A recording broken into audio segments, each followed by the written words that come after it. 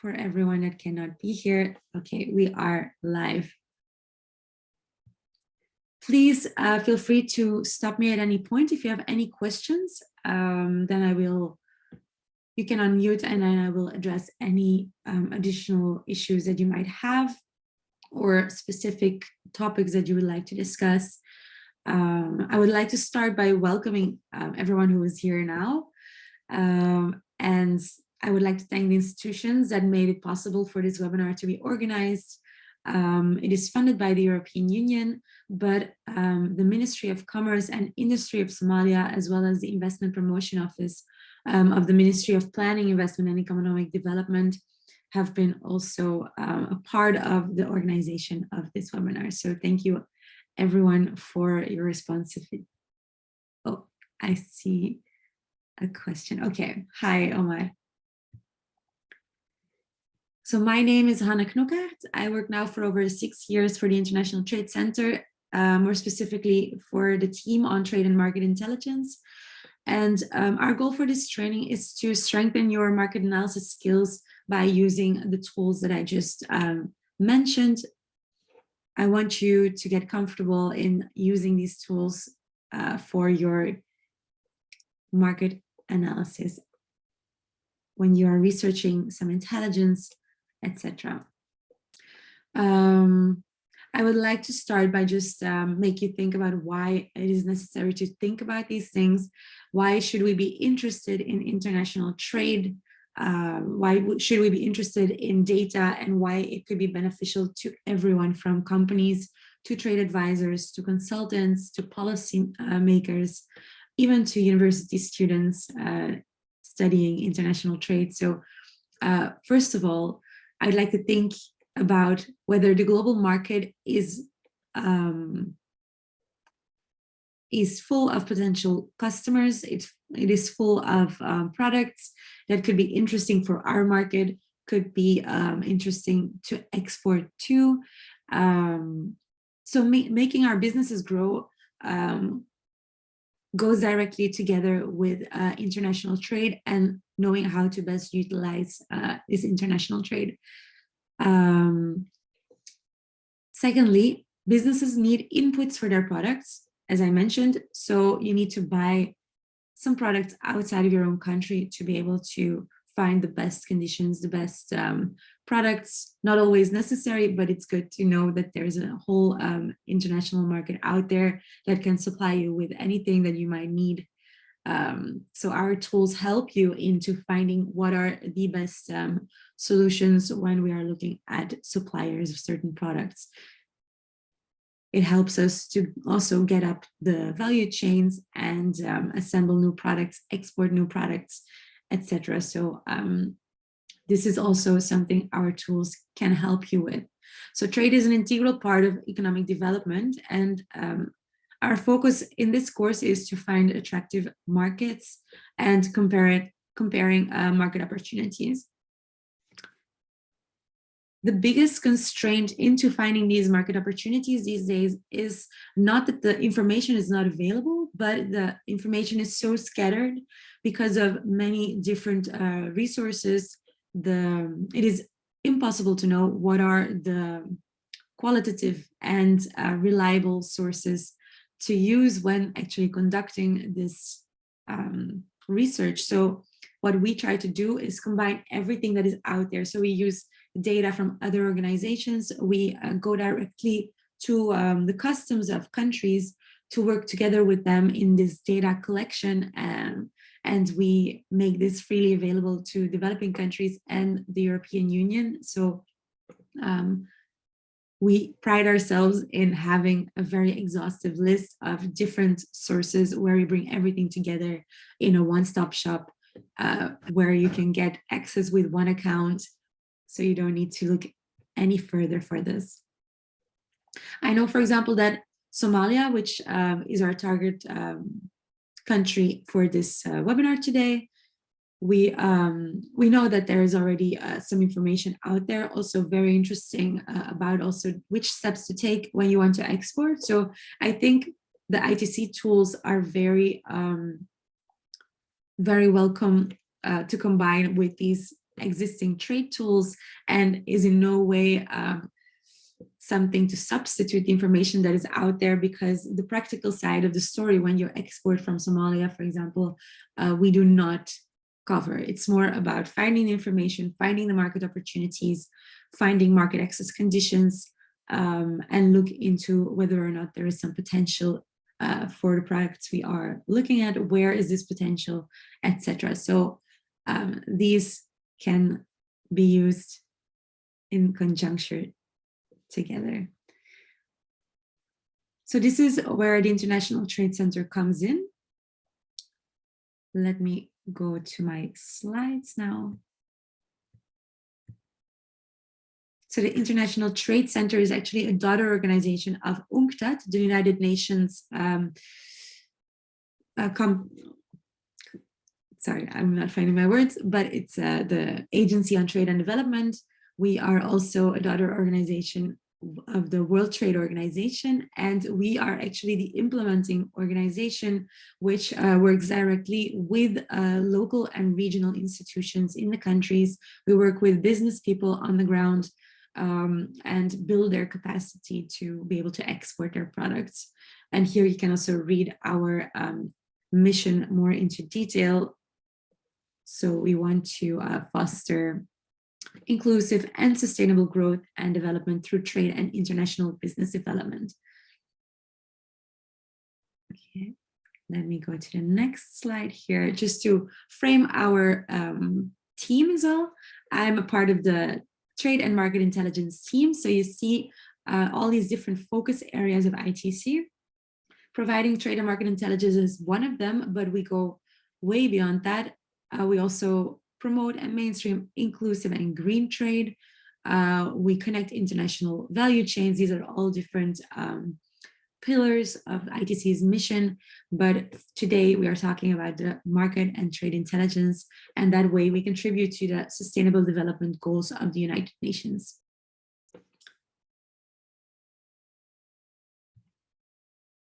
Another little overview of what our team actually does. So today we will be talking about these global public goods that you see here on the left.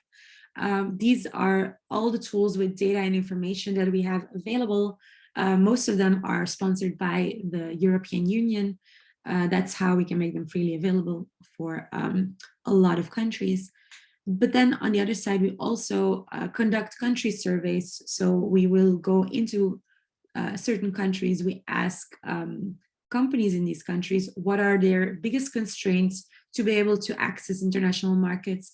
We then report on this. We go back to the authorities and we give them information on what actually keeps their businesses from reaching their full potential. So it's also a very interesting pillar. We do some studies of market trade potential and as I mentioned, the market access issues. And then the third pillar is also what we will be doing today. So we take capacity building very seriously. We want to make sure that everything we do can also be used on the ground. So through webinars, workshops, a lot of different training programs, we help policymakers into using our tools for their policy designs. We help consultants and business support institutions to find opportunities for promotion. We also work together with companies on the ground to be able to look into the rules they need to comply with to be able to enter into certain markets. So we really work with everyone in the field. Here you see an overview of most of our prominent tools. So the top 3 ones are the ones that we will be discussing today. We have TradeMap, which is a tool that is based on the largest database of trade data in the world. So we combine information from UNCTAD, from the United Nations Statistics Office, from the customs directly from countries.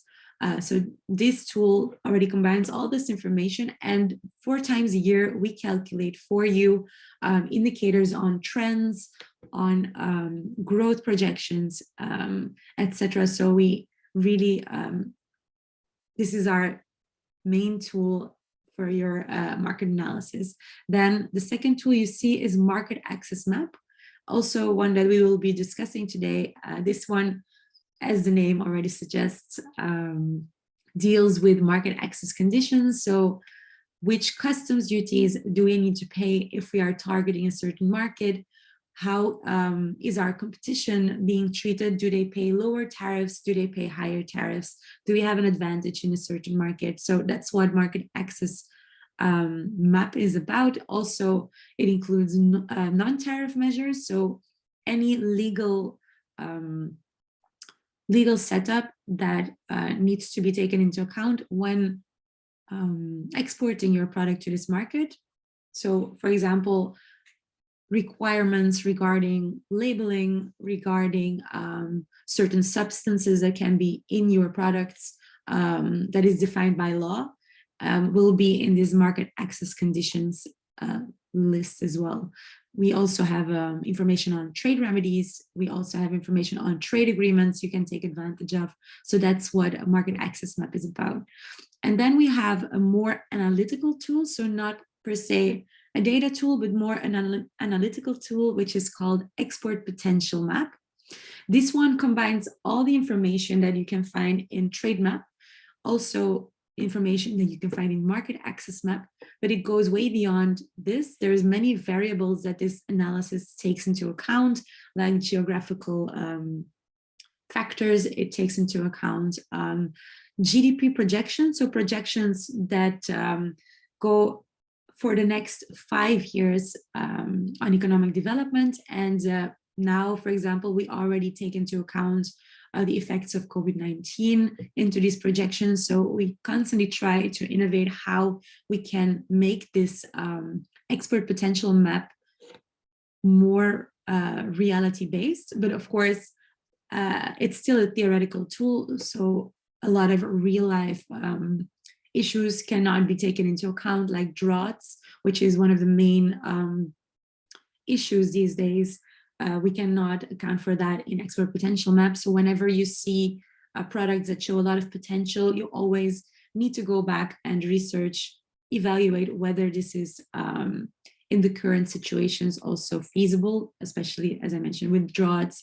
Also, conflict situations cannot be taken into account, even though we try to, for example, the Ukraine conflict right now, we try to account for that in some of our tools, but this needs to go through a lot of quality checks. I don't think it has been included right now in the export potential map projections, only in the market access conditions section of our tools. So export potential map, very interesting tool, but we need to take it with a little bit of salt to make sure that we just don't overgeneralize the potential of certain products. Okay, I just want you to see that we do really offer this information to all different sectors. We have surpassed the milestone of 1 million users 2 years ago, in the end of 2020. And we really have customers from Fortune 500 companies to consulting firms to business support institutions, but also micro enterprises. All of these types of companies use our tools. And as well, journalists. So we are being quoted by Wall Street Journal, by Reuters, The Economist, Bloomberg, many other press media conglomerates. So I just want to point out that these tools are very reliable, and many quality checks are being made. Okay, so before I go into one of the tools, I just want to quickly go over the harmonized system. I'm sure many of you might already be familiar with this system. It's a system where we give a few digit code to products. So when we're talking about trade in international atmospheres, everyone is talking about the same product because people speak different languages, people interpret certain products differently. So it's important that we are talking about the same product when we pass customs. So that's why the harmonized system codes have been brought into life by the World Customs Organization. This is a code that can have 2 digits, but can go up to 6 digits. So the more digits, the more into detail your product will be described. And we can bring any type of product under this code. So let's show you an example of this code. Here we see an example for coffee and tea. So you can see at the top that we have a 2-digit code, which is called a chapter. And any products that contain, like, are a part of coffee, tea, mate, and spices are under this code. So whenever you see data at a level of this 2-digit code, we're talking about everything that goes underneath this coffee, tea, mate, spices, etc. But we can define this more into detail. So there's also data at the HS4 level, which is called headings. And here we can see that the products are defined already more into detail. For example, we have a code for coffee, for tea, for mate, but this list goes on and on. So there's many more products that are underneath this code. For now, we are showing only 3 for this example, because then we go even more into detail. So we have an HS6-digit code, which is called a subheading. And then here in this example, we split up tea, and we can see that at the international level, tea is being divided into green tea of less than 3 kilos, green tea of more than 3 kilos, black tea of less than 3 kilos, black tea of more than 3 kilos. And again, this list goes on and on and on. But here we see 3 examples of this 6-digit level code. But then we see a 4th level, which is called the national tariff line level. So it's in the name already. This level can have as many digits as a country wants, because this is a code that a country gives to a product of their interest. So if this product is an interesting product for a certain market, then they might separate even more. So, like, for example, the green tea here, we can separate the green tea of less than 3 kilograms into more specific products if these products are important for the economy of a certain country. Let me go a little further here. So you can see that different countries give different codes as of the national tariff line. So at the top, we have our harmonized system codes, which is the international standard. So up until green tea of less than 3 kilograms, we have an agreement. But then you see the national tariff line codes for China, Japan, and the US, for example, are completely different. They use different extra digits. Some countries even add 4 digits, some even add 6 digits after the HS6 code. So countries can do whatever they want to define these products more into detail. For example, China separates flavored and unflavored tea, whereas the US separates certified organic and other tea.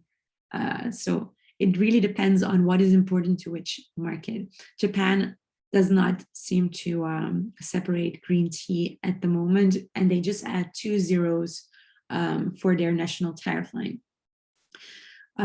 This can have as many digits as they want, but this can also have letters. So it really depends on the country. You can see anything there. Why is it important to understand this? Is the fact that countries levy their tariffs, their import tariffs on these codes. So if you have an HS6 code and we are looking at tariffs, you will always see the average tariff that you would have to pay of all the underlying national tariff line codes. I will show you this in a little bit, but it's important to be aware of what are the definitions of your target market to understand how their non-tariff measures and their tariffs are levied. please feel free to ask any questions in the chat or raise your hand if you would like to speak. Then we can unmute and we can discuss some questions that may arise. Otherwise, I assume that everything's quite clear. As I mentioned, all the products can be defined into this harmonized system classification.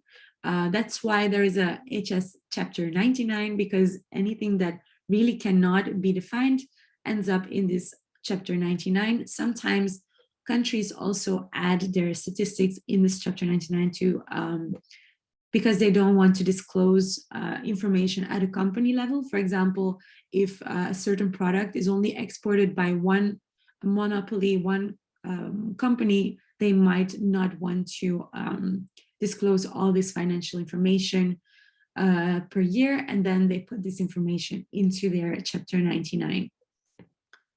This happens quite a lot with airplanes being exported, for example. Okay, and one last thing about this harmonized system code before we dive into our tools is the fact that this code changes every year, every 5 years, sorry. So now in 2022 has been the latest revision. Countries are not obligated to use these latest revisions. So some countries are still reporting their data with the codes of 2012. The codes don't change much in these revisions, but sometimes there are new codes created. There are some codes removed. There are some codes that are being taken together. It really depends on how important or these products become on the global market to be able to identify them at an international level. For example, smartphones did not exist until 2012 as a separate HS code. So in 2012, the harmonized system classification came up with a code for smartphones, and some other products have been removed since. So that's a very clear reason why they would create a product, but it really depends on the trade statistics sometimes as well. Here is an example of coffee, because we can look for this in TradeMap. So TradeMap shows you what happened to your code. So if you're not sure if you are looking at the right revision, you can always go through TradeMap to check whether or not the code is not relevant anymore. So, for example, coffee has always been a very important part of people's lives, and it has remained the same code since 1996. But then here, for example, cherries, fresh cherries, has changed in 2012. So maybe because the trade volumes have gone up a lot since 2012. There may be many reasons for this, but since 2012, the international standard diversifies this code into 2 separate codes for fresh cherries and everything else, and sour cherries, sorry. Okay, I think that is quite clear. So let's go into TradeMap. I just want to show you that all potential countries and territories are being reported here. For the countries that are not reporting, we use mirror statistics. I will come back to this later. This is being updated all year round as they are reported.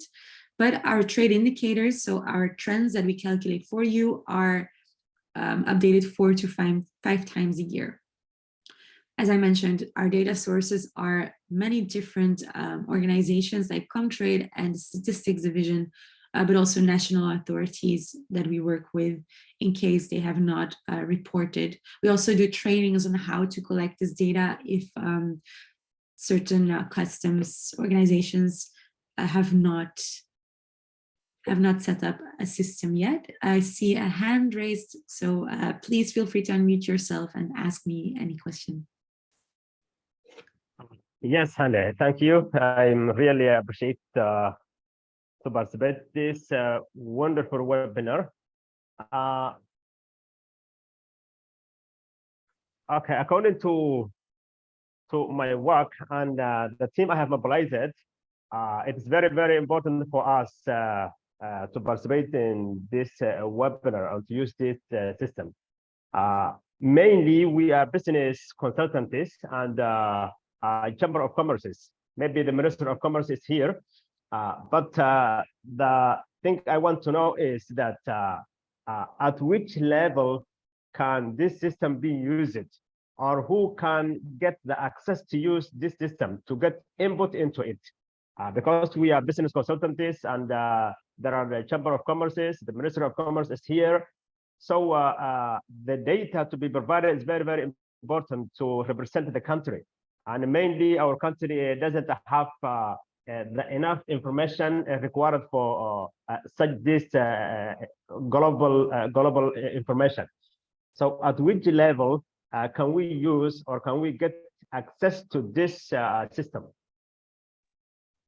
So this data is freely available to anyone who is located in a developing country or in the European Union. Our system recognizes the location you're at and gives you free access to all the information. So anyone at any level can get access.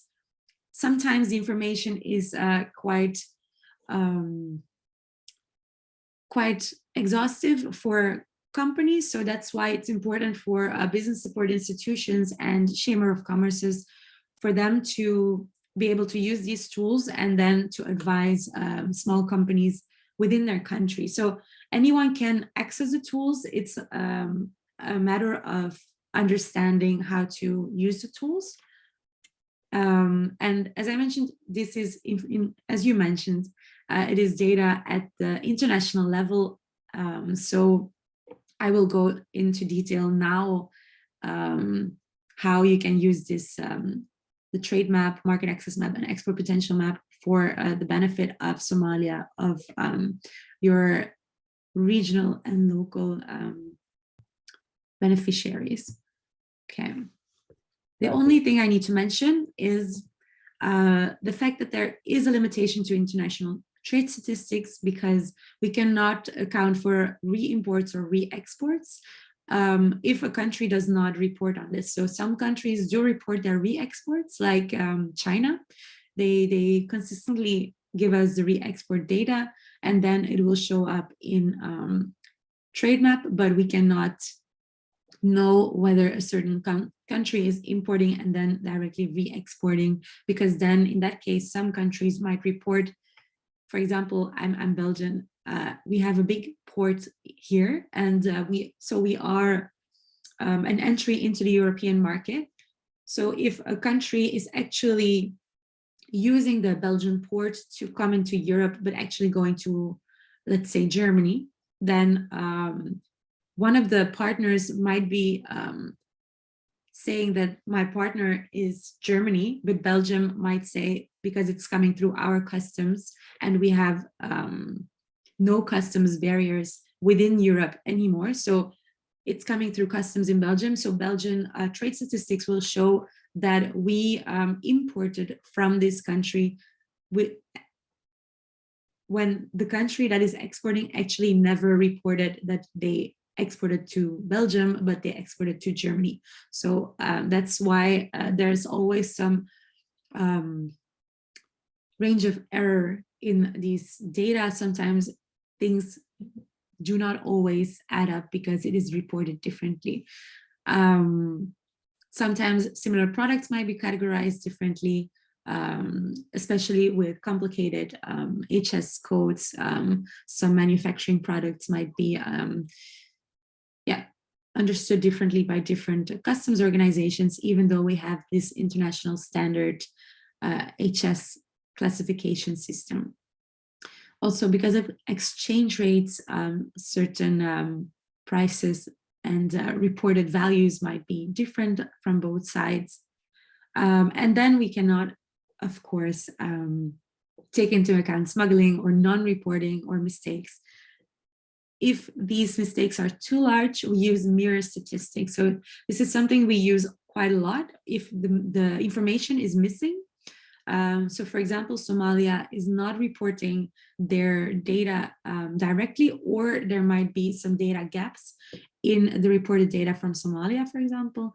Then we use mirror data. What are mirror data? We use the information that your partner countries give to us, and we reconstruct the data for Somalia using partner countries, using some of the reported data, and we try to understand what actually is a best reflection of the reality here. So that's whenever you see anything in yellow in TradeMap, it means that we are talking about mirror data, which is reconstructed data using different sources of information. This is an example of this. So for example, if Iran does not report, but Australia does report that it exported to Iran, we can reconstruct saying that Iran imported this amount of value from Australia. If we're talking about two non-reporting countries, we can never know what happened in between those two non-reporting countries because it's impossible to reconstruct this. This is a very simplified version of what these mirror statistics actually mean. And this is an example of how there's a different way of reporting this data. So when we're talking about mirror data, we can kind of know what happened, but as an importer often reports their data differently than an exporter, we need to take into account that this might be a different value in reality. So exports are often reported in free on board, whereas imports are often reported as cost insurance fried, which takes also in the transportation, insurance costs, etc. So it changes the value of one simple transaction on both sides. So they might report a different value. Okay, I think we can go live now because everything else is already showing some information that we have directly into TradeMap, so no need to go over those screenshots. I will send the presentation to you afterwards for your recollection. One moment, I'm sharing my other screen right now. Okay.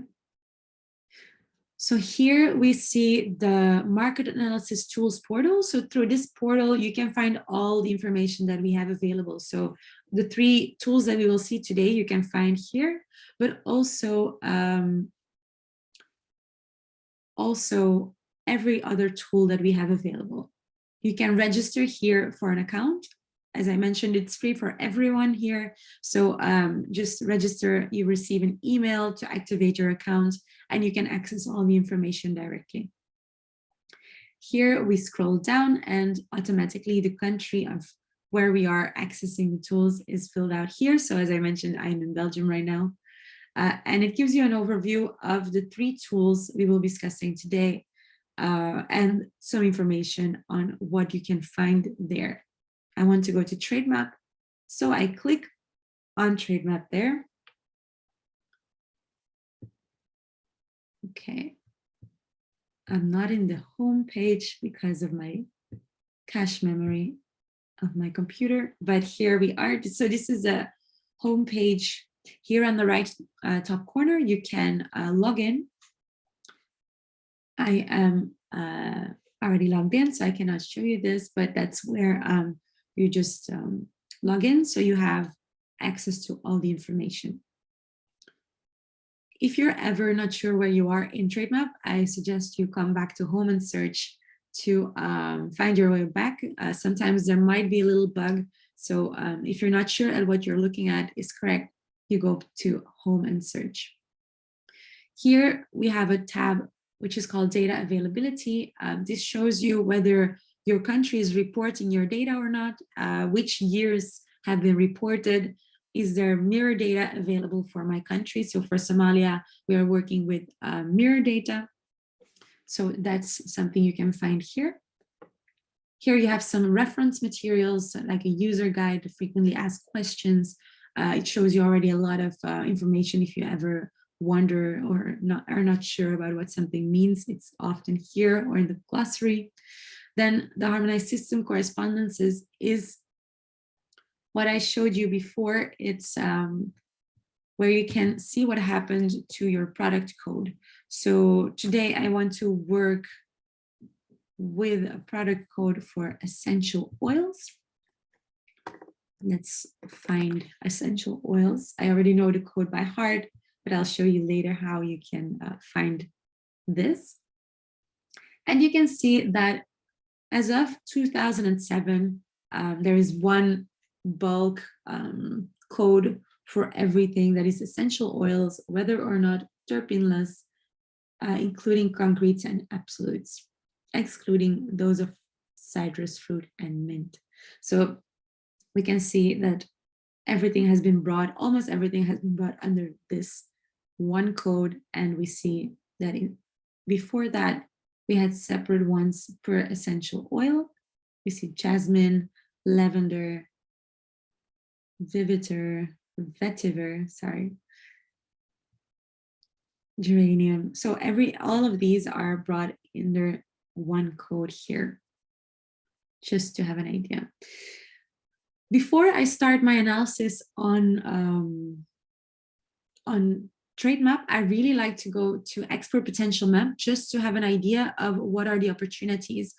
As I mentioned, it's a theoretical tool, so it gives you an idea of where the opportunities lie, but afterwards you want to investigate more as to why certain products show a lot of potential, why certain markets show a lot of potential. So I really like to tip my toes in market access, in export potential map, sorry.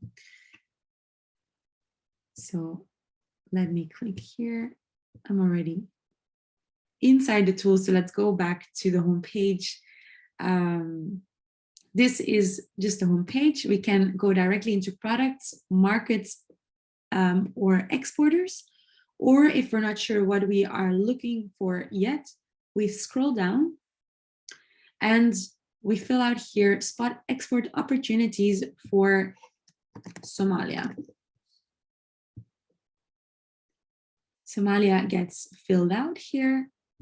So if you're looking at regions, you can click on here or here, but Somalia is a country, so it will only show up here. We want Somalia as an exporter. So we click on exporter, and automatically here on the left, it shows you, according to our estimations, the untapped export potential of Somalia. So this is 116 million US dollars in total when we're talking about the global market and all products combined. We want to explore the products. So I click here, and here we get automatically a top list of, well, a tree map of all the potential products. So products showing a lot of potential. Here you get a list of the sectors. You can hover over it and see which sectors are highlighted. But when we hover over the tree map itself, it shows you a little pop-up box. And actually every product that you see here will have like a dark side and a light side. So the dark side is the potential that has already been realized. So that's the actual exports. And the light part is the part of our calculations that can still be realized. So that's the potential that has not been tapped into yet. And this is according to the projections for 2027, as I mentioned. So in this case, we're talking about live goats. We see that the actual exports are 129 million, but there's still some untapped potential of 46 million US dollars in this product. For today's example, I don't really want to work with live animals. So maybe I want to exclude that from the selection. So I just remove it. Then we see that the next product that shows a lot of potential would be gold, which is not a product that we can increase in value a lot. So I also would like to exclude this one from our selection, so we have a better idea of what are products that actually are feasible. The tool already excludes a lot of products, like, for example, arms will never show up. Some other sensitive topics or harmful products will not show up because of their harm to the environment, or like, for example, cigarettes will not show up. But here we see an interesting list of products that are feasible. So we have sesame seeds, we have natural gums, we have some fish products, limes, and then even products that go higher up the value chain, like liver oils and fractions. Here we see our essential oils, raw hides, some meat. So we see all different products here. We can also look at this in a gap chart. So if we click on gap chart, we get this same list, but then ranked according to their export potential. We can change this ranking. So now it's ranked according to the little block here that you can see. So the full little block means the export potential according to our calculations. The white little circle means the actual exports happening for this product on a global level, because we're talking about Somalia to the world market. So we see that in this case, the actual exports for sesame seeds, for example, the actual exports are more already higher than our calculations of export potential. It's okay. That's why you see this dotted line. If there's a dotted line, it means that our export potential has surpassed our calculations of export potential. So we're already exporting more than we were estimating, which is a good thing. So you must be doing something right for you to be able to surpass these calculations. If it's a line like this, we see a full line here. So this means that there is still 6.1 million US dollars that we could still take advantage of. Interesting to see is that even though there's a dotted line, so we surpassed the actual, so we surpassed already the potential that we calculated, there's still some untapped potential underneath this product. So how is it possible if we already are in the negative, right? There's still 14 million US dollars according to this little pop-up box.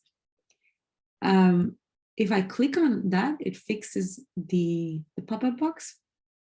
And this export potential is because at the moment we're talking about the world market, but it's not because the world market already exceeded our potential estimations that certain markets are not showing some high potential. And then we click on the markets, we change here what is being filled out. So we're talking about Somalia for sesame seeds in this example, and suddenly you see that there are still quite a lot of markets that show a lot of untapped potential. So that's how you interpret these things. But for example, Turkey, the United Arab Emirates, and India already surpassed this potential. It does not mean that you should not target these markets, because the fact that we are exporting so well to these markets means that we have already a good foot in this market. Maybe we have some good contacts.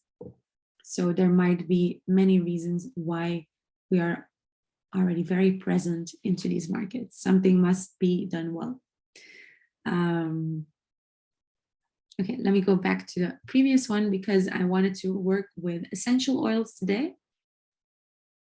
Here we see that essential oils pop up. So there is a calculated export potential of 688,000 US dollars. The actual exports are already more than double. So we have a 1.5 million US dollars being exported at the moment, but there is still an untapped potential in individual countries for $485,000. So we can almost add another 500,000 to these actual exports. I click on this. I click on the markets to see in which markets we could have some interesting opportunities. Again, this is very theoretic. After this, I want to just keep in mind the different markets that will show up here when I continue my research on trade map and market access map. I see that my computer is having some issues loading this page. Let's try this again.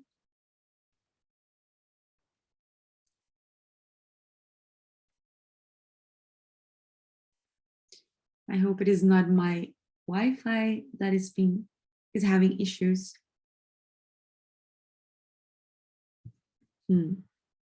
This was working half an hour ago. Let me try this again.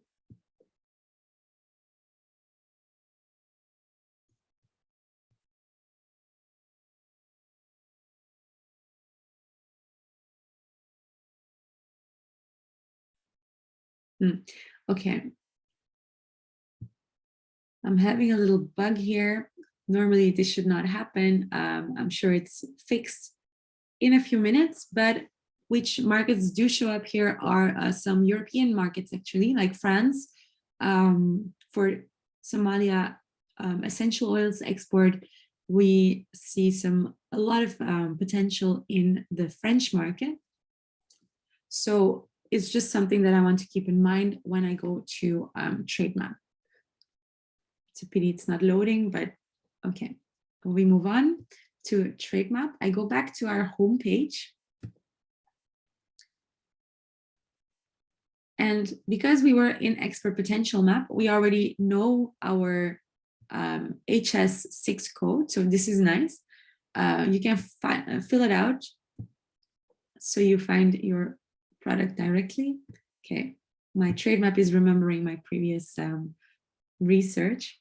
But if you're not sure about your product code, you can type essential oils if you know the word you want to use for.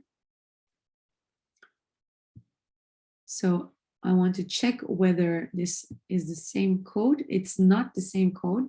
So if we're not finding our code through the simple search there, we can always go to our advanced search and type it here again, because this search box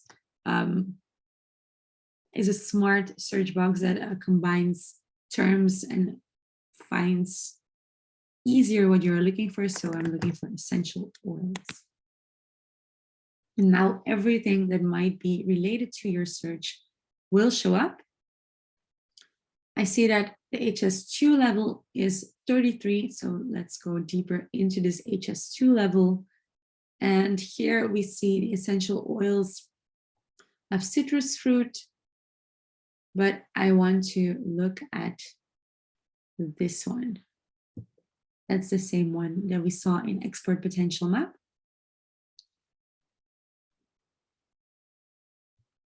And I just want to look at the global market of this product, actually. So I just click on imports. I fill out my product code here. I keep my country view empty. And then we see that we have a few buttons here below. So we can find the trade indicators, which is the trends that are calculated for you using the latest year available, which is 2021 at this point. But if you want to look into the raw data, we have the yearly time series here. We have the quarterly time series here and monthly time series. But keep in mind that these are raw data. So if they are not reported, they might not show up. So not every country is reporting at the monthly level.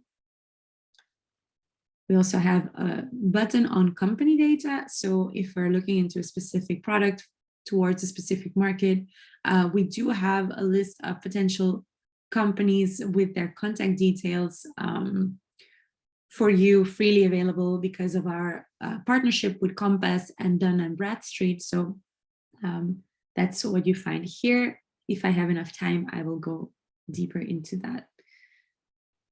I click on trade indicators for my search now. You can see here that our product is being filled out at the top. We're looking at all countries, imports, trade indicators by country. So I want to look at which countries are importing this product in general. Here you see a little title about what we're looking at as well. It gives you some information on what happened to this product code. So here it says that this code was created in 2007. So if you want to look at, if you are not aware of what happened, you can go back to this correspondence table by clicking here to understand what happened. Then we scroll down and we see a table that is by default on 25 countries or products per page. Let's change this to 300. So we have all possible countries and territories in one list. And we see here that we have our list of importers of essential oils. This list is ranked according to the imported value in 2021. So the US is the largest importer of essential oils, followed by France, Germany, China, etc. So that's the ranking. And you can see that here, the value imported in 2021 is highlighted in yellow. So you can rank this table actually according to any information that you see here. If you click on that, it will become yellow and you can rank according to other variables. But standard, it is according to the value imported. So the US, the first row is actually the world. So the accumulated global imports of essential oils. So we can see that the global market of essential oils is 2.6, almost 2.7 billion US dollars worth. So it's a very big global market. Remind yourself that this is in US dollar thousand. So this is not million, but this is billion, almost 2.7 billion US dollars. If there is a quantity reported by the country, you see that coming here. At the global level, we did not disqualify this because some information could be missing. Some countries report in tons, some report in cubic meters, which is not always, these two are not so much an issue, but some countries might report in, when we're talking about shoes, they report in pairs instead of a pair of shoes instead of the tons. So that's why we cannot accumulate the quantities here. You can see here a row, a column that is about the unit value. So what we do here is simply divide the imported value of 2021 divided by the quantity. So this is not a price, it's just an estimation of what 1 unit, 1 ton of essential oils in the US is worth. But there's many aspects not taken into account. We cannot draw any conclusions on price for this because price includes marketing costs, price includes transportation costs, it includes packaging, it includes the quality, different qualities. So we cannot say anything about the type of essential oils that are being sold in the US. So for example, bulk essential oils in bulk is much cheaper than niche small pots of essential oils. So it's such a high range. So this unit value is just an average of the value per quantity, per ton being imported.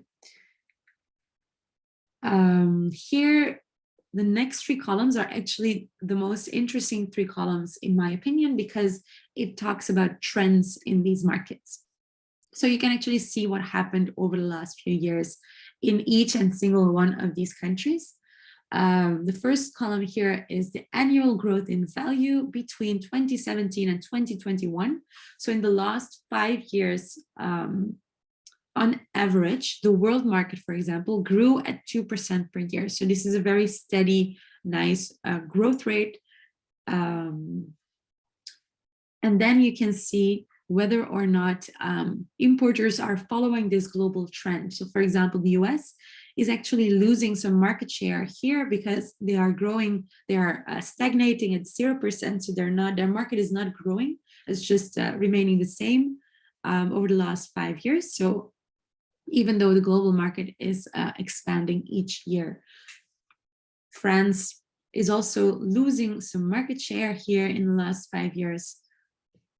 Germany is growing at the global rate, so it's gaining its market share. But here we can see, for example, that China is showing a lot of growth, because this is the average of each year separately. So 22% is very much. Actually, when I think about it, this one is still loading the data, but in export potential map, China is also showing a lot of potential next to France. So here you can see why this is, because this market, it's a large market, it's growing fast. So it's a very dynamic situation there. And that's how you can interpret all this information. The Netherlands seem to be growing very fast as well. Their global imports of essential oils.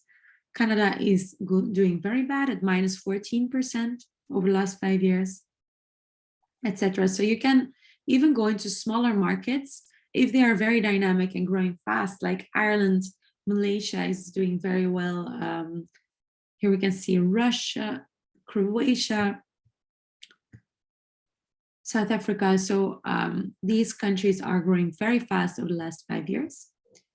But another trend to keep in mind is the annual growth in quantity. So the previous column showed you the growth in value, but is the column of growth in quantity following the same trend? So sometimes the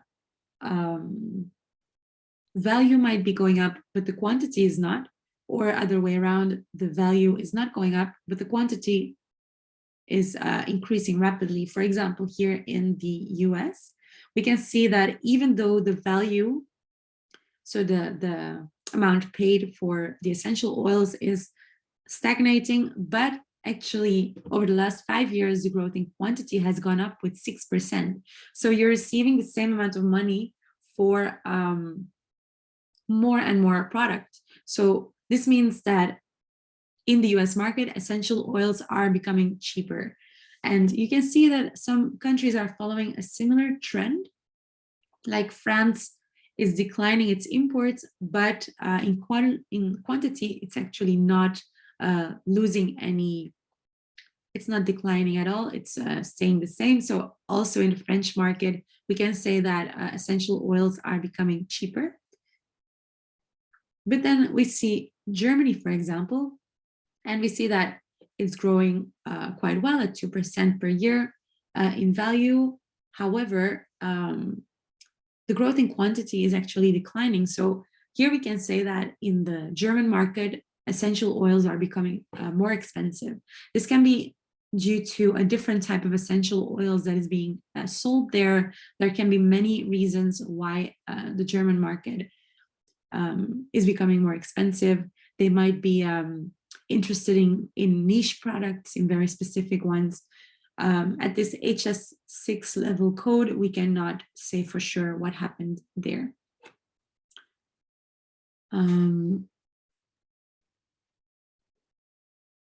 You can go more into detail when we click on Germany, for example, or let's look into China because it's following the same trend. China, essential oils are becoming more expensive.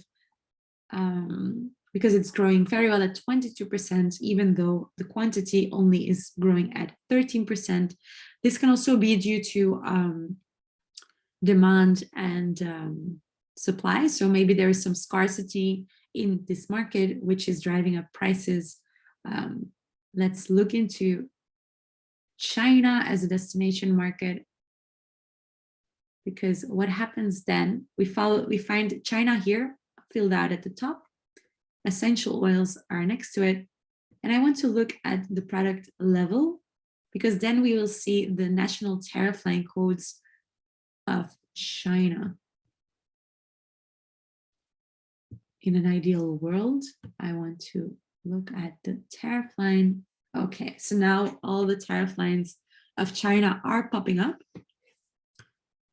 because I looked into the product here, the imports of China at the tariff line in value US dollars. So you can change this into other currencies. You can even look into the quantities if you want. So, but now we're looking at the values in US dollars. And this is, again, this list is ranked according to the imported value of the latest year available, which is 2021. And you can see that our chapter 99 is actually the most traded imported one in China. So this NES means not elsewhere specified. So it is not entirely clear what is this mostly traded product for China. We can see that it's not essential oils of cassia, eucalyptus, geranium, citronella, aniseed, etc., but something else. So that's how you look more into like the tariff line. I'm a little disappointed that we cannot see more information, but it's hard to find at the national level all the detailed information. Okay, let's go back to the previous table.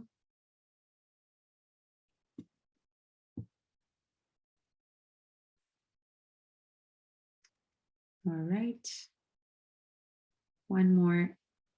All right, we're looking at essential oils with all importers. So I change this back to country and we get our table back of all the importers of essential oils. As I mentioned, it's not about finding the largest market. It's about finding dynamic markets. It's about finding even small markets that we already have maybe interesting relationships with for other products. And if we can see here that we are growing our exports, that they are also growing in imports of essential oils, then they could also be an interesting market to target with other products. So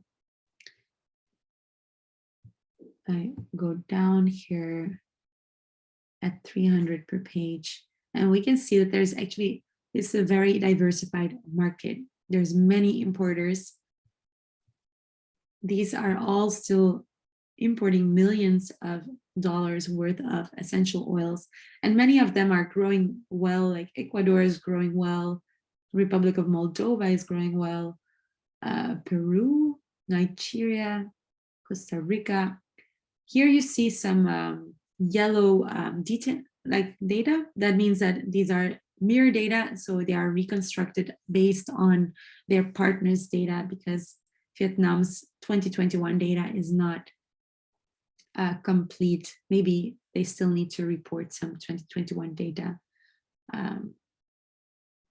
So that's how you interpret those colors.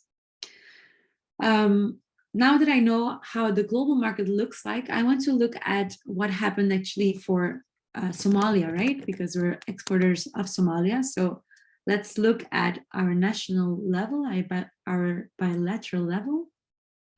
So I fill out Somalia here at the top. I don't want to look at the imports, but at the exports side. Here we get a little overview of what we're looking for. So we are dealing with our mirror statistics for Somalia.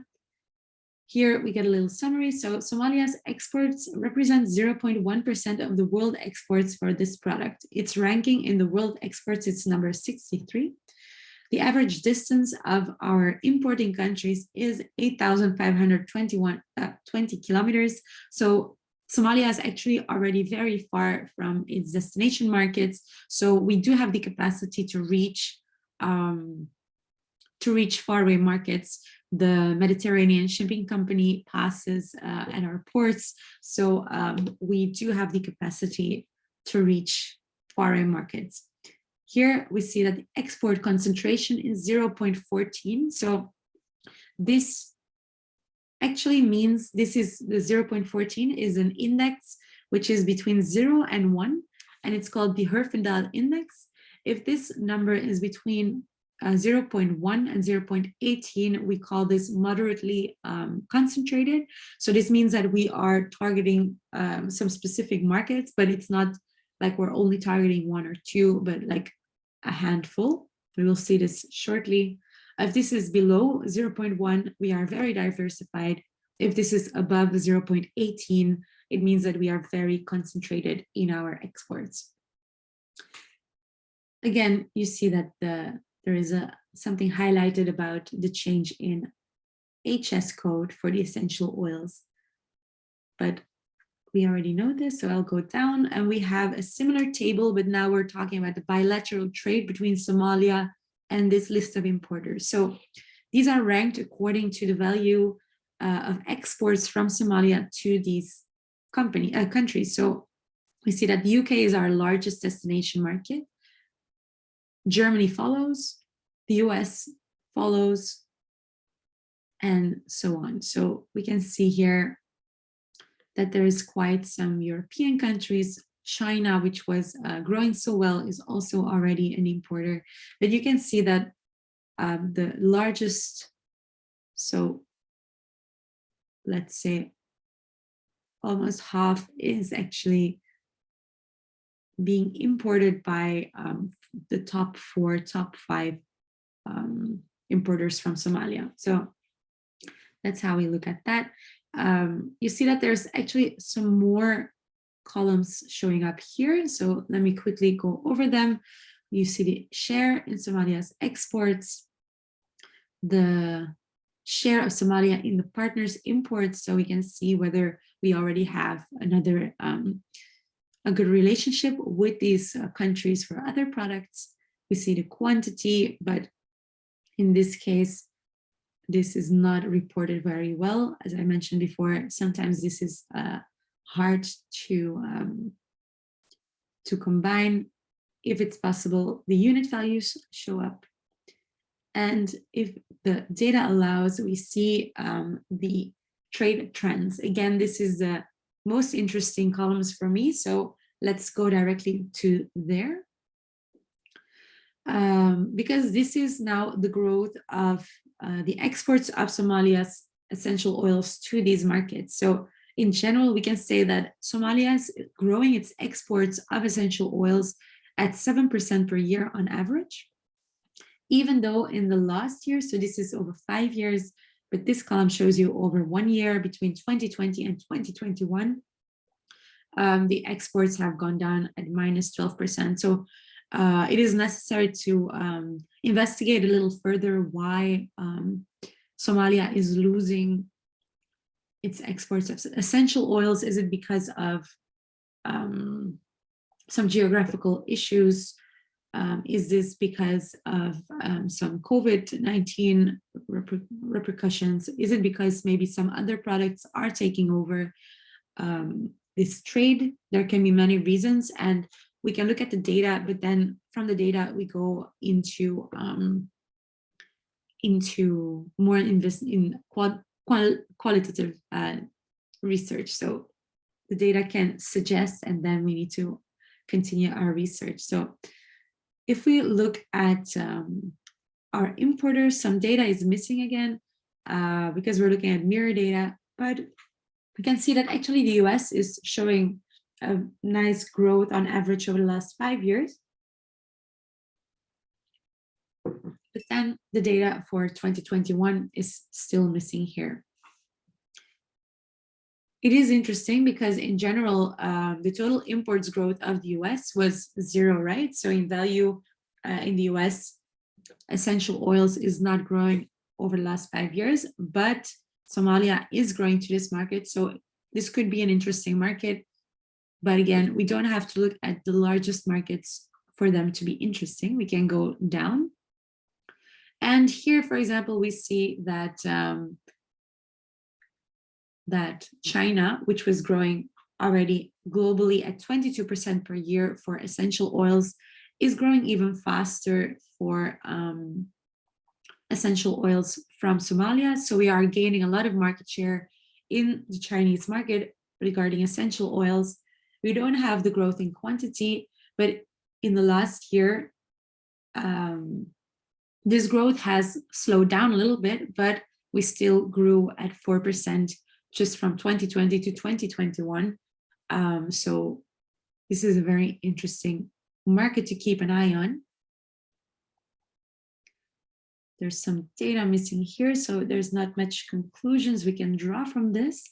But if we scroll down, we can see that there are some other very well growing importers of our product, like Singapore, for example, is growing very fast at 1,184% from 2020 to 2021. Again, there must be some reasons why this has jumped so much. There might be some changes in value chains after COVID-19. Here we see the column of total imports growth from the world, just for comparison reasons. So this is also over the last 5 years. So if we look at Singapore, it grows its imports at 2% per year. And we are growing at 59% per year. So we are gaining a lot of market share here in the last 5 years. This is also quite a large importer because we can see that it is ranked as the 11th largest importer of essential oils. So it has not come up before yet in our research, but this seems to be showing a lot of potential. Okay. We can go on and on about this. Like, for example, I mentioned France was showing a lot of import potential in our export potential map. And here we see that France is actually importing, growing its imports from Somalia at 241% on average each year over the last 5 years. So this is huge. In the last year, it also stayed very high at 100%. So France is definitely targeting Somalia here.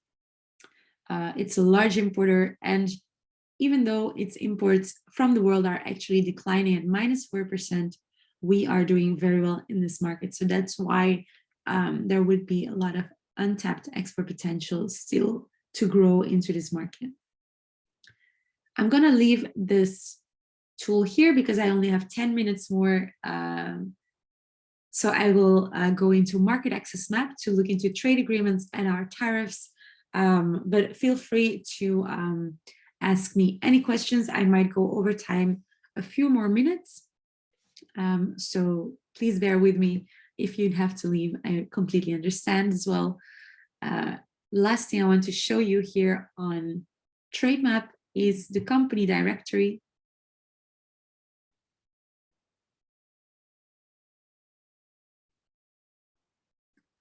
If it loads, no, it's not available because Somalia did not report. There is no information on Somalia, but I wanted to look into France, right? So I click on France here, and it gets filled out here at the top, and it changes to imports directly. So we're looking at French imports of essential oils, and then we click on companies, and we get a list of companies that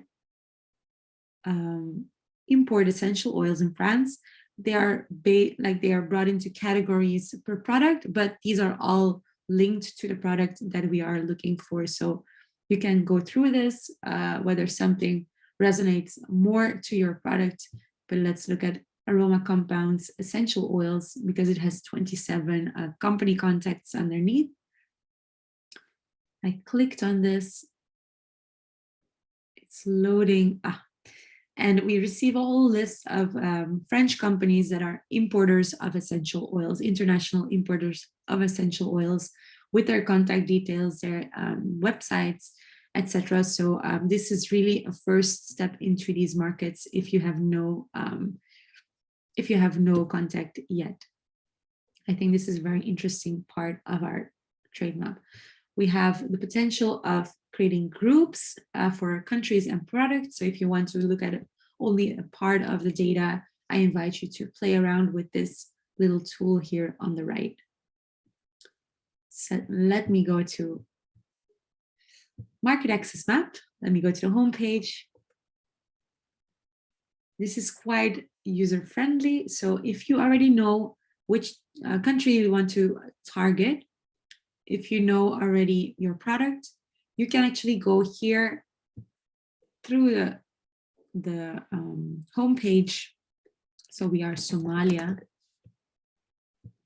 destination country France, for our essential oils product. So it was 129. No, it was 033,129. Let me look it up quickly. I switched it up. It's 0330129. Our essential oils that show a lot of untapped export potential. So we search. You have to give the system a moment. And here you automatically, as I mentioned, tariffs are levied on the national tariff line code. So I typed in an HS6 code. So there are many different national tariff line codes underneath. And for France, they show up here because we're typing our importing country here. So the list here is the list of our destination market we chose. So you can see that there's many different layers there. Let's just keep our first one for this example. Terpenic oils of clove. No, let's go for this example. Let's take this one. Because then we see the different types of tariffs that we can find here. We get a whole overview of all the information in Market Access Map on the home page here. So the first part is the customs tariffs. Let me remove the trade remedies information for now. We see that the MFN duties are 2.30% for this situation. I'm not sure if everyone is familiar with MFN duties. This is actually called most favored nations duties. And these are the tariffs that every WTO member has to pay for this product, to export this product to the French market. So MFN duties are always linked to WTO members. France is a WTO member. Somalia is a WTO member. So this MFN duty is actually a commitment of France to never ask any country for more import duties, and also not give any country a better deal than this MFN duty. So that's the standard for France. The only way we can lower this import duty is if there is a trade agreement in place. But we have to keep in mind that every trade agreement comes with the rules we need to adhere to be able to take advantage of this trade agreement. So here we see, for example, that France offers a preferential tariff of 0% to least developed countries in this case. If we want to understand more about this trade agreement, you can see that this is a one-way trade agreement for the EU, from the EU in general. And you can find information on the WTO notification. You can find the full text of agreement, the rules of origin, so how you can show that this product is from Somalia origin. as well as the type of certificate that you need to fill out. This is just an example. Normally, we try to keep them as updated as possible, but sometimes you need to go to the customs authority of the country you are looking at for the latest version. So that is about the trade agreements. If you're curious about what other trade agreements are part of Somalia's international trade deals, then we go to Analyze. We click on Trade Agreement. And we can look into any trade agreement that exists. So country is Somalia. As an exporter partner with all, we talk about the enforced trade agreements. We search. And we can see that there's 25 active trade agreements for Somalia. So we can see that it's with Armenia, Australia, Belarus. This is actually arranged according to the alphabet. If you want to look for something specific, you can search here in the top right corner. If you want more information, you can click it open. So if you're interested in that, just to figure out what Somalia could take advantage of. When we do this query with our product at the homepage, only the trade agreements that are applicable to our search will show up. So if a product does not benefit from any trade agreement, the trade agreement will not show up. Also, sometimes there might be two trade agreements you can take advantage of, then they will both show up. And then it is up to you to understand the differences between the rules that are applied in both those trade agreements to understand which might be easier to take advantage of or get certificates for. And then you can trade under those trade agreements. With my last minutes, I would like to show you the different buttons here. So if you want to go deeper into these customs tariffs, you click here. Trade remedies, I will not go more into detail about. On the home page, you will find whether or not there's trade remedies being applied to your product. These are temporary measures actually that are being put in place by the WTO. If a country can prove that a certain country is dumping products and lowering their prices in their market, and that way it's hurting their local economy, then there will be some trade remedies put in place. But this is more a rare case than a typical thing that shows up. Then we have our non-tariff measures. So let me go back to our homepage, our query from before. So we have Somalia exporting, we have France importing essential oils. We search.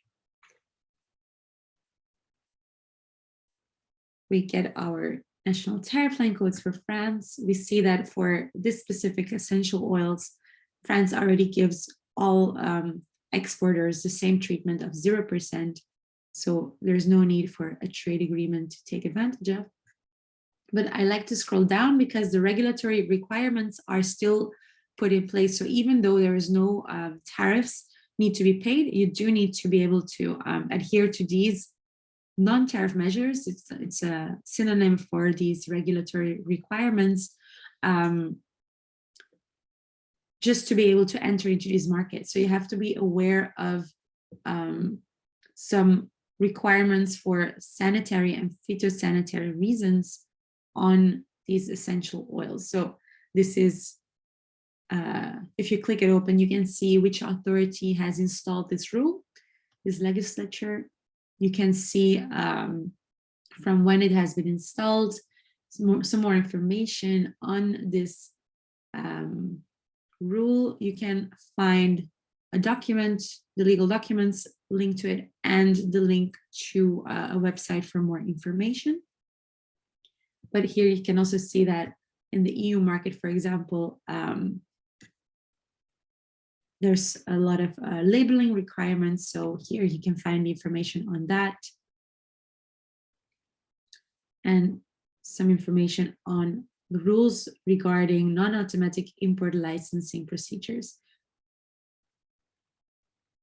So it's important to be aware of what are the non-tariff measures for you to be able to enter any market. So with any product and any market, this will show up if the data is available. Then we have another button, which is compare. So if you don't know which market you are targeting yet, you might want to compare different markets and their treatment of your product. So if I click on markets here, I can select the exporting country, which is Somalia, destination country all. I want to target them with the essential oils and see how these markets are treating our product. Do we have any trade agreements in place? Do we have any preferences in these markets? So here we get a list, an alphabetical list of all potential importing countries, their most favored nations tariffs, so their maximum tariff on to all WTO members, and the effectively applied tariffs. So if there is a trade agreement in place for Somalia in this case, it will show up here, and then it will show the lowest possible tariff you will need to pay if you can take advantage of a trade agreement. But this is alphabetically, so let's rank this according to the import value of 2021, so we can actually see our conditions in our top destination markets. So we can see that the UK shows up, Germany, the US, Japan, Canada, the EU, etc. Important to keep in mind is that, again, we are talking about an HS6 level digit code. So these MFN tariffs are not the tariffs that we saw before, but are the average of all the national tariff lines that are below this code. So we were looking at France before. It was 2.80% or something, 2.5. And we can see here in this column that there are 7 national tariff line codes for France under the essential code and the essentials oils code. And the average of all these 7 codes is 1.40%. Then you see that the applied tariff is 0%, so there is some trade agreements in place here. The preferential margin is the difference between this MFN tariff and the effectively applied tariff. So we see our benefit in this list. We can also rank this according to this preferential margin. So maybe some countries might show up that we have not even thought about, like India levies an MFN tariff of 20%, which is very high on essential oils. But we can see that from Somalia, because of a trade agreement, we might be able to get an effectively applied tariff of 0%. But when we look at the import value in 2021, we don't see any actual trade happening between those two countries. So this might be a way to explore the Indian market. We see that there's 35 national tariff line codes under this HS6 code. So we can see that actually India is quite big on their essential oils imports. I will leave this there. You can do the same analysis for exporters. So we call it competitors here, because if you know which country you want to target, like for example, France, you can see what treatment France gives to your competitors. We search, and now we see this alphabetical list of exporters of essential oils to France. I want to rank this according to the exported value here at the right. So we see actually a list of our competitors that also export essential oils to this French market. And we can see that, for example, Indonesia gets a similar treatment, India receives a similar treatment, but China does not. So China is also exporting to France, but is not receiving any preferential treatment under a trade agreement for this specific product. Spain is in the same customs union, so Spain does not pay any taxes, and so on. So you can see that some countries receive a benefit, some countries don't, and still export to this market, even though they do not receive this preferential treatment. So that's how you go through this list. I would like to ask if there's any more questions related to this. If there's something you would like me to look more into detail on, please raise your hand or pop a question in the chat box. You can download this information. We do have an alert if you download these things in bulk, then you might get an error message and you cannot continue your research. So then just pop us an email. We will receive also a message about this error pop-up. Here you can find the temporary measures related to COVID-19 and the situation in Ukraine right now, if that is something you want to investigate a little further. So please feel free to investigate here. It's quite user-friendly as well, so always interesting to go through that. Other than that, I think I will end my presentation here. Let me stop sharing my screen. So I will send you all the information, the link to the market analysis tools portal, so you can directly have access to the registration portal, to all the different tools, and then we keep in contact. We also have some video tutorials to look at if you want to remember a specific topic that we discuss, but I will also make this recording available online for anyone who registered. So I see one hand that is raised, so Bakaraji, please, you can unmute yourself. Hi. Yes, thank you for your interesting presentation. It is really very, very important for me to have known all about this system, which is very essential for us. Really, one question is that do you have an accredited agents or representatives in every country to provide all this information? That's one. And also, do you provide physical training?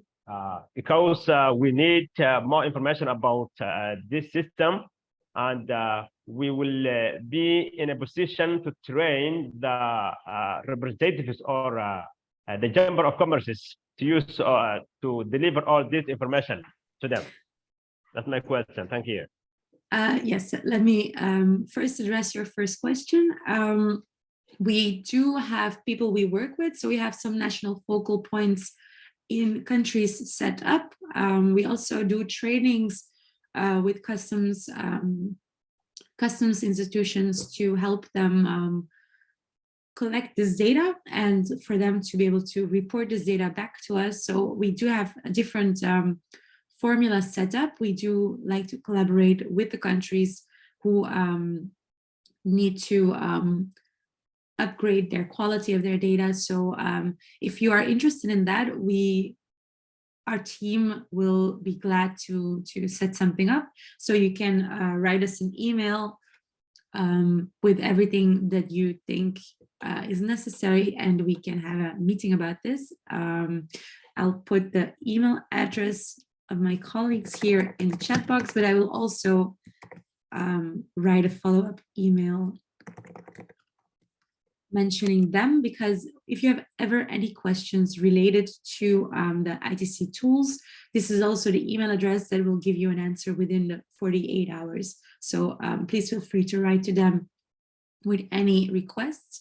Then your question regarding capacity building activities. So we do have some workshops, some trainings set up to go even more into detail in these tools. So these are only 3 that I just touched upon, but they have so much more to offer. So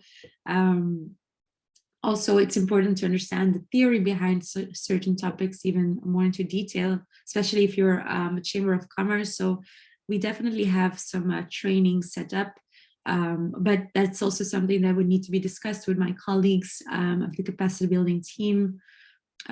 We can have many different formulas. So please write to us to that email address with the needs that you think you have, and then we can discuss from there.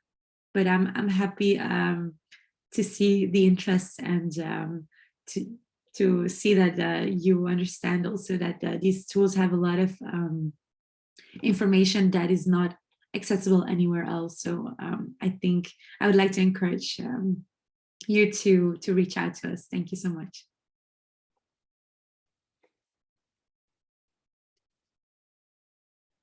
Okay, then I think I will close this session here if no one else has any questions. I would like to thank again the ministries that were involved in setting this session up. I will get back to you with the recording and materials to follow up on. And then I would like to wish you all a very pleasant day. Thank you so much. Thank you.